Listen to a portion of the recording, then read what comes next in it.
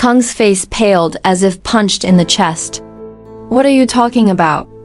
I don't understand. GC, quick to spot his panic, stepped forward, flashing his badge. I'm Ho Zhuan GC, Serious Crimes Unit, Đồng Province. Please cooperate with the investigation. Pointing at the construction site, where excavators roared, I shouted. Before Turn Van Hu came, another water ghost died here. Qisiang denied it vehemently. What proof do you have? Did Hu say something? He's been diving too long. His mind's not right. Uncle Ba, watching in confusion, suddenly slapped his thigh, his voice furious. I get it now. Pointing at Qisiang, he scolded. Qisi, you're heartless. I never thought you'd resort to human sacrifice. Uncle Ba explained that when delivering materials, he overheard workers whispering that the resort project had been plagued with issues since it began broken excavators. Misaligned piles, workers injured every few days from scratches to broken bones. Superstitious locals believed the land was cursed and required a human sacrifice to ensure the project's success.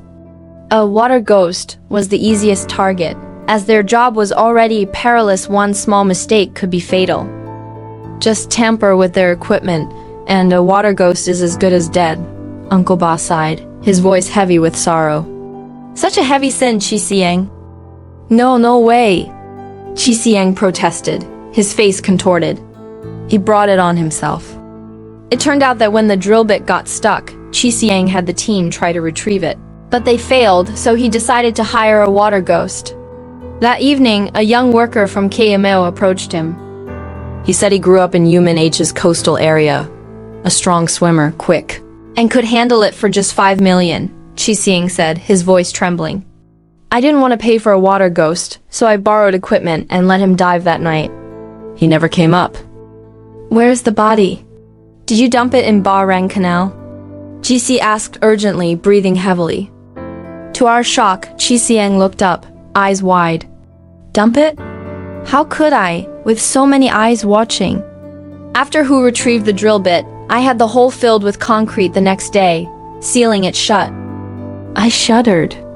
A body left in the mud, sealed forever under concrete? Was there any humanity left?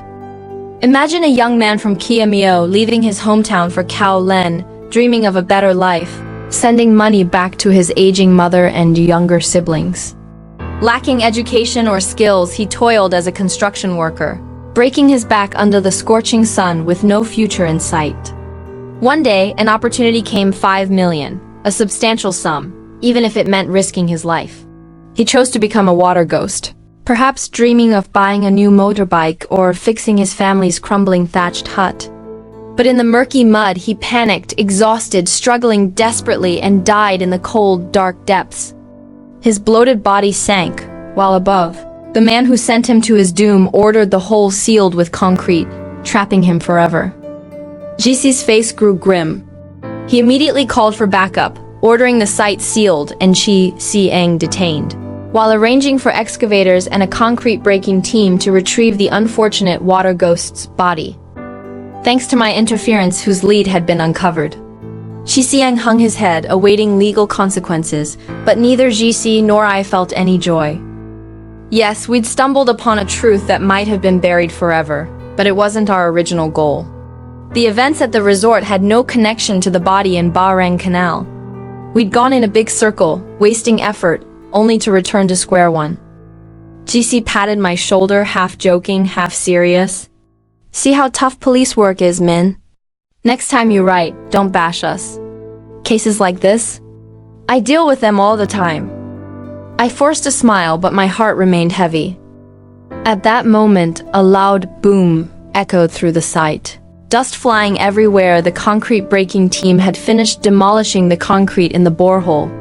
The excavator stopped, and the air fell silent. Then Kunga's terrified scream pierced the quiet like a cry in the dead of night. Impossible! He has to be here, has to be here.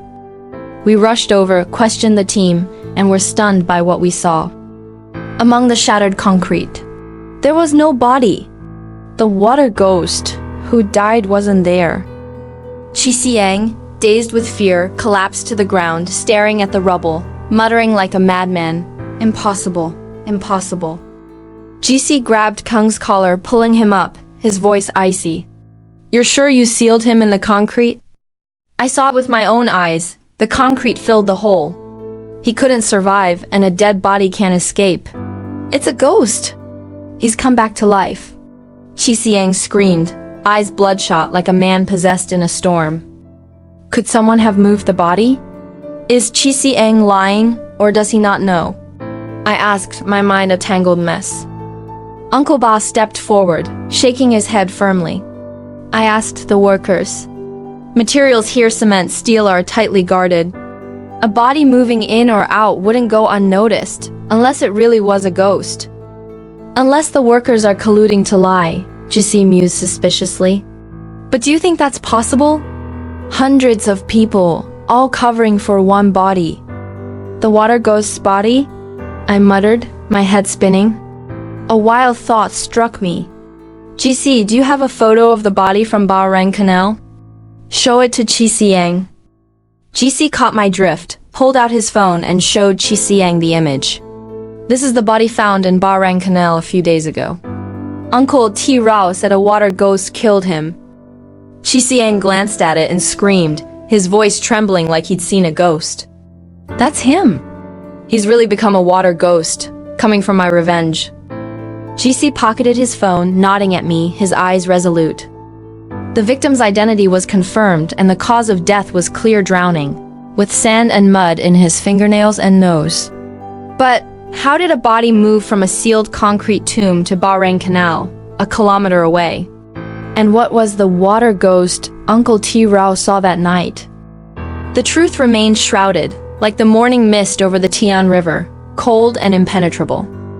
After sealing the site, the police escorted Dijung Han Chi Xiang to the station. Only then did GC have a moment, punching my shoulder playfully. Not bad, kid. How'd you get that old fox's weak spot? Tell me. I grinned smugly, recounting how my stubborn curiosity led me to track down Hu all night, corner him, and use psychological tactics to extract his secret. I detailed how I feigned confidence with Hu, gambling on his guilt, making GC's eyes light up. He exclaimed, "Good thing you were there, or we'd have missed Hu's lead. But your questioning was too shallow, didn't uncover the whole pot." He turned to arrange for the police to find Hu for further questioning. But moments later, shocking news came. Vin Hu had vanished. GC leapt up, his face dark, looking at me as if to say, "This case is bigger than we thought." We realized the body in Bahrain Canal hid a deeper secret, one not easily unraveled.